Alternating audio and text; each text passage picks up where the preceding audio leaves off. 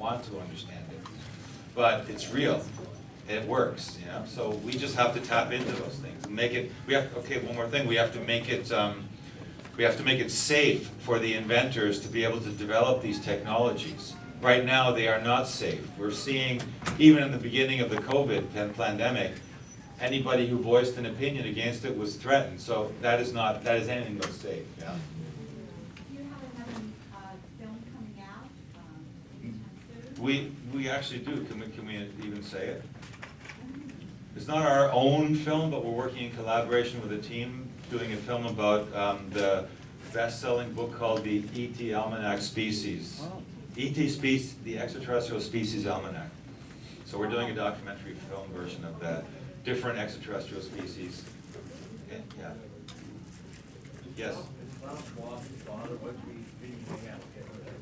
No, that's all baloney. If you come to my workshop, I'll teach you a little bit about real history, especially with respect to Germany. Please? Yeah. So on the positive timeline, I was trying to wrap my brain around it. It's still to be determined based on our own consciousness creating it in our own mind, or from the project Looking Glass, did they have the timeline presented, like in a chronological order, or is it to be determined Well, by it's us? always in flux, but the thing is they do whatever they can to maximize the probabilities of their timeline manifesting. And that is like full spectrum dominance. They do it through the media, and they use their tools like the Looking Glass to see it reflected in their process. So they see verification of the effectiveness of what they're doing, whereas we don't. But we ultimately decide, like Jim Morrison said, Yeah. in every single moment what we want to give our energy to. And so I'm only trying to show this dark agenda stuff so that we identify it, so that we can see it and say, no, we're not doing that. And when our politicians try to introduce some kind of digital currency, we can ask the right questions. So we're like, was it programmable? Are we really going to do that? That's going to mean no more cash. Cash is done. That means no more anonymity, which means our sovereignty is going to be completely gone. Whatever little bit of it is left now, especially in America, which is supposed to be a republic, that sovereignty is being eaten away so radically. So we have to try and stop that process, but we can only do that if we have the intelligence to know what questions, the hard questions to ask these so-called elected officials, what they're going to do about it. Just the idea of transhumanism means in the next 20 years, maximum, one generation, 75% of the workforce is going to be unemployed. They're saying that's very conservative. They're already talking 2 to 3 years before 10 to 20% of the workforce is obsolete. Okay, what's the plan? Someone's got to have a plan, because you can't start planning in 20 years when we're in the middle of the situation. Of course, there's those who believe the vaccines were intended to depopulate. I don't see the numbers yet, where you would expect billions to be dropping, but maybe that's not the plan either.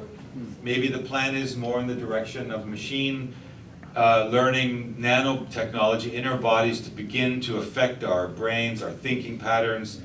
But these are questions we're entitled to ask. We'd like to know, what are those weird things they're building in us? You want to tell us that, sir? Mr. Health Minister? Because if he can't answer that, he's got no business being in the office, then you replace him with somebody who does have the answer. So we have to be relentless, but in a nice way. Amen.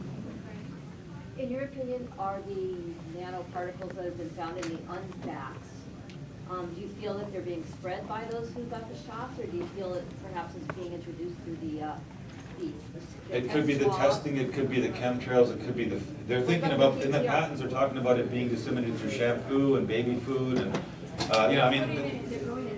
they're putting it in the food, they're putting it in the vaccines of the animals that we eat and things like that, So we don't know, but we are entitled to ask these questions because it's legitimate questions.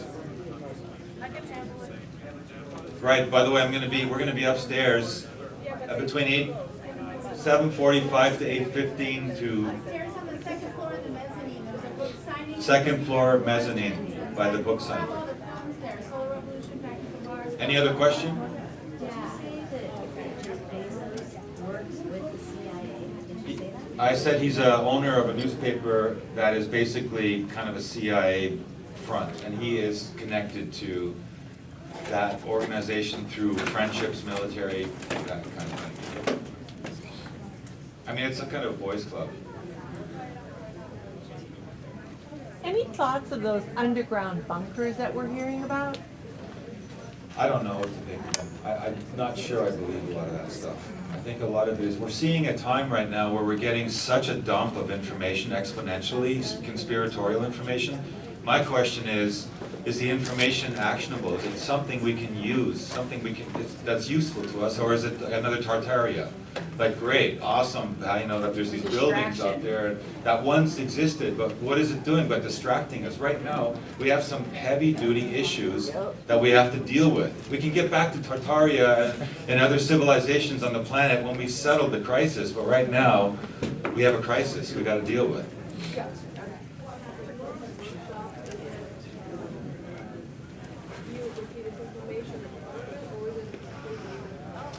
There's a little overlap, but I go much deeper into a lot of the information, yeah.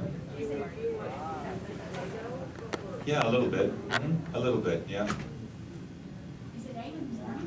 No, 8 at night. I would prefer 8 in the morning on European time. Time's up? Yeah. Time's up. Thank you for being here.